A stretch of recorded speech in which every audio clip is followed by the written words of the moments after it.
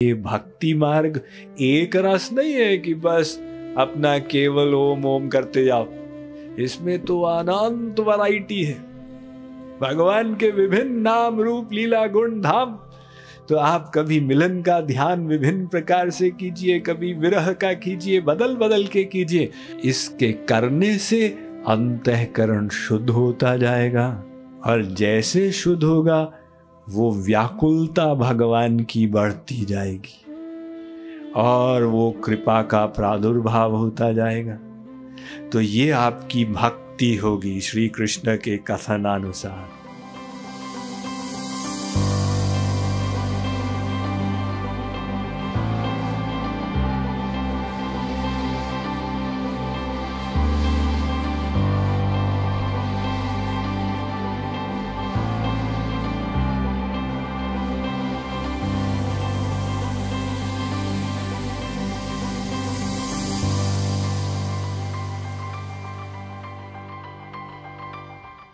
मन्मना भव मद्भक्तो मद्याजी मां नमस्कुरु, मामे वैष्यसि युक्त्वैवम् आत्मानं मत्परायणः। तो हमको भक्ति करनी है। अब आप लोगों को बताया था ना, यत् करोषि यदश्नासि, कर्म करते हुए। लेकिन लोगों का प्रश्न ये होता है कि साहब कर्म तो हम करते हैं, कर्म योग कैसे करें? ये नहीं होता, वो योग नहीं हो पाता। अर्थात मन भगवान में नहीं लगता। इसके लिए आपको कर्म के साथ साथ कुछ समय के लिए भक्ति करनी होगी।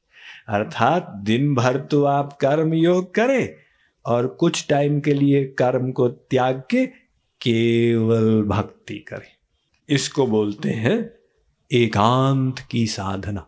एकांत में आप अपने मन को भगवान में जमा लीजिए। ये जो आप एकांत में मन को जमाएंगे, ये फिर दिन भर आपके काम आएगी साधना। देख से जब स्त्रियां कटहल बनाती है ना, जैक फ्रूट, तो पहले अपने हाथों पे तेल लगा लेती ताकि उसका दूध न चिपके, और अगर वो चिपक गया तो फिर बाद में साबुन की बट्टी रगड़ते जाओ, वो निकलता ही नहीं है। इसी प्रकार से आप 1 घंटा अपने मन पर भगवान का तेल लगा लीजिए। फिर आप जब संसार में उतरेंगे तो संसारी कर्म करते हुए भी आपकी भगवत चेतना बनी रहेगी। और अगर आपने ऐसा नहीं किया तो आपका मन संसार रूपी पानी में बह जाएगा और आप कर्म योग नहीं कर पाएंगे। इतना है, कोई पहले दिन साधना करके सिद्ध नहीं बनेगा। साहब हमने 1 घंटा साधना कर ली, अब हम भी हो गए सिद्ध। अरे भाई, धीरे धीरे होता है, धीरे धीरे रे मना, धीरे सब कुछ होए। आप एक पौधा भी लगाते हैं ना, तो पहले देखभाल करते हैं, उसको बकरी न चर के ले जाए और उसको धूप भी मिले, ज्यादा न मिले वरना सूख जाएगा, कमती न मिले वरना क्लोरोफिल नहीं बनेगी, और वो पानी में डूब भी न जाए और कम पानी भी न पड़े, सूख भी न जाए। ये पहले आप ध्यान देते, और एक बार वो पौधा बड़ा हो गया, वृक्ष बन गया, बड़ा सा वट वृक्ष, तो अब कोई चिंता नहीं। आप उसके साथ भैंस क्या हाथी बांध दीजिए, कुछ नहीं होगा। लेकिन पहले दिन आप सावधान थे।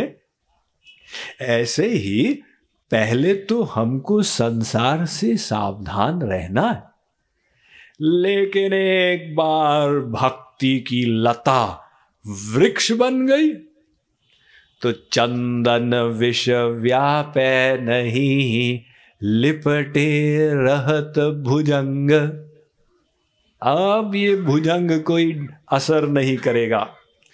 तो हमको डेली साधना करते हुए अपने आध्यात्मिक चेतना को विकसित करना, अपनी स्पिरिचुअल पावर को बढ़ाना। तो डेली की साधना एकांत में होनी चाहिए, जहां संसार आपको डिस्टर्ब न करे। वहीं पे आप मन को विशेष रूप से जमा सकते। दिन भर तो डिस्टर्बेंस है, लेकिन आप एकांत में बैठे तो आप बाहर का संसार ब्लॉक आउट हो गया और चुन्नू मुन्नू भी डिस्टर्ब न करें। वहां पे आपका एक ही लक्ष्य है, मन को भगवान में जमाना, एकांत की साधना। तो गीता कहती है 16वें अध्याय में, विविक्त सेवी लघ्वाशी, एकांत में साधना करो। अब अगर 10 लोग भी बैठे हैं केवल साधना के लिए, कीर्तन इत्यादि के लिए, यह भी एकांत कहलाएगा। वहां संसार डिस्टर्ब नहीं कर रहा ना, सबकी एक चित्त वृत्ति है, तो यह भी एकांत ही कहलाता। तो एकांत में हमको आगे बढ़ना। तो आप सब लोग डेली कुछ समय निकालें भक्ति के लिए, और इस भक्ति में आप कैसे भी भक्ति करें, जैसे करनी है करें, लेकिन मन को भगवान में अवश्य लगाएं। अर्थात मन बंधन और मोक्ष का कारण है। अगर आप मन को नहीं लगाएंगे, केवल मुंह से हरे राम करेंगे, उससे काम नहीं बनेगा। वो तो फिजिकल ड्रिल हो जाएगी, जय जगदीश हरे, और मन से सोच रहे अरे मेरा चप्पल बाहर पड़ा हुआ है, किसी ने उसको चोरी तो कर नहीं लिया, मेरा बेटा वहां पे रो रहा। तो भगवान कहते हैं देखो, ऐसे तुम हमको धोखा नहीं दे सकते हो, हम तुम्हारे मन को देखते। तुम्हें ईश्वरीय क्षेत्र में मन को ठीक करना होगा। तो हम जब बैठे साधना के लिए, हम मन लगाएं।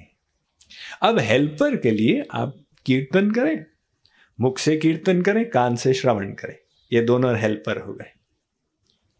तो इसमें सहायता मिल गई, क्योंकि जब आपकी इंद्रियां भी लगी है ना, तो मन को लगाए रखने में सुविधा। वरना अगर आप कीर्तन नहीं सुन रहे हैं तो फिर संसार के शब्द आके आपको डिस्टर्ब करेंगे।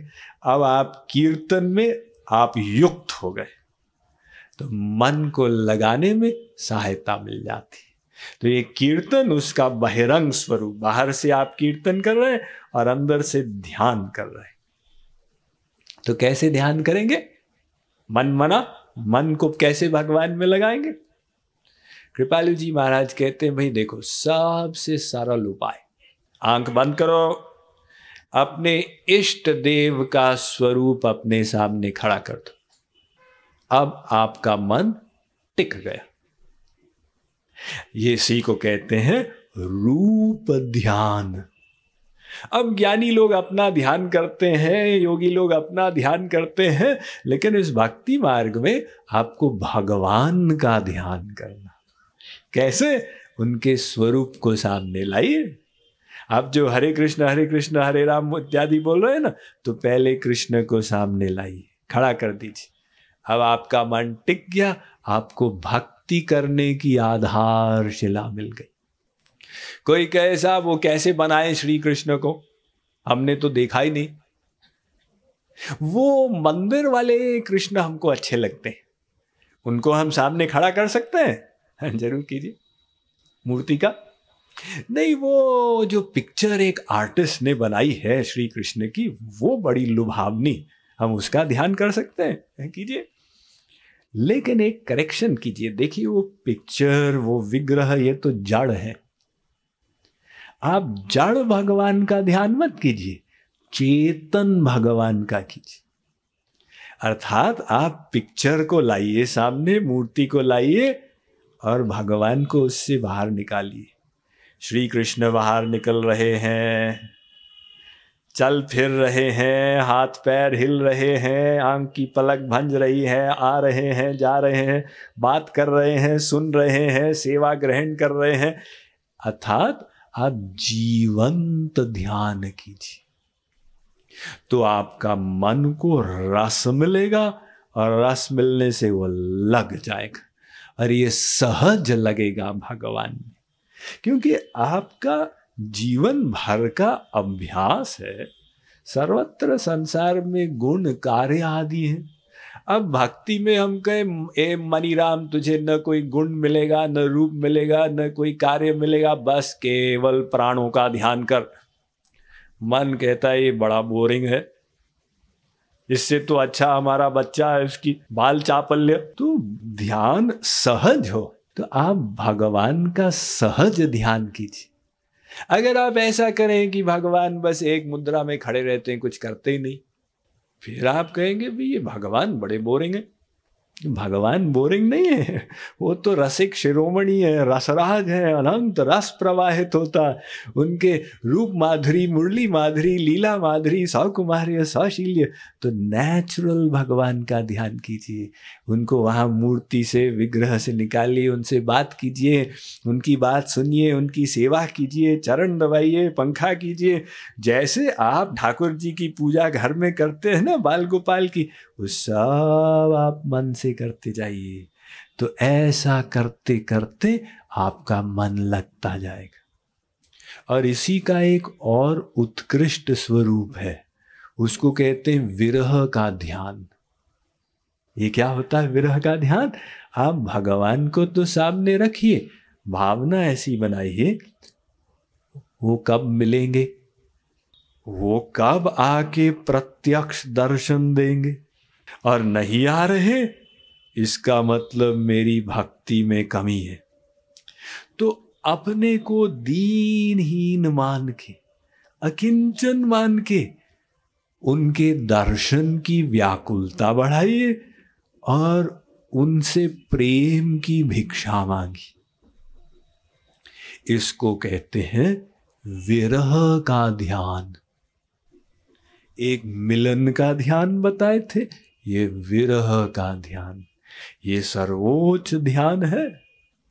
तो आप बदल बदल के कर सकते हैं। भक्ति मार्ग एक रस नहीं है कि बस अपना केवल ओम ओम करते जाओ।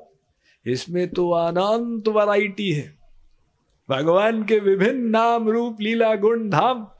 तो आप कभी मिलन का ध्यान विभिन्न प्रकार से कीजिए, कभी विरह का कीजिए, बदल बदल के कीजिए। और इसके करने से अंतःकरण शुद्ध होता जाएगा, और जैसे शुद्ध होगा वो व्याकुलता भगवान की बढ़ती जाएगी और वो कृपा का प्रादुर्भाव होता जाएगा। तो ये आपकी भक्ति होगी श्री कृष्ण के कथनानुसार। और वही भक्ति बढ़ते बढ़ते बढ़ते बढ़ते जब परिपूर्ण हो जाएगी तो जीव का मन भगवान में लग जाएगा, अर्थात वो योग युक्तात्मा बन जाएगा। उसका मन योग में पहुंच गया। तो वो जीव को फिर भगवान की कृपा से उसके त्रिगुण, त्रिताप, त्रिदोष, पंचक्लेश, पंचकोश ये सब नष्ट हो जाएंगे। अर्थात इसी जन्म में वो जीवन मुक्त बन जाएगा। जीवन में सशरीर है फिर भी मुक्त, यानी वो जीवन मुक्त जो होता है उसका भी शरीर अभी चल रहा है प्रारब्धवश, लेकिन जो योग युक्त आत्मा हो गया वो इसी जन्म में जीवन मुक्त बन गया। और प्रारब्ध खत्म होते ही वो शरीर को त्याग के और माम उपैष्यसि भगवान के पास चला जाएगा, सदा सदा के लिए माया से परे हो जाएगा, भगवान के प्रेम से युक्त उनकी नित्य लीला में वो प्रवेश कर जाएगा। श्री कृष्ण चंद्र भगवान की। Mind management, life transformation, power of thoughts आदि प्रेरणादायक एवं आध्यात्मिक वीडियोस के लिए सब्सक्राइब करें स्वामी मुकुंदानंद हिंदी यूट्यूब चैनल को और बेल आइकन को अवश्य दबाएं ताकि आपको ये वीडियोस मिले सबसे पहले।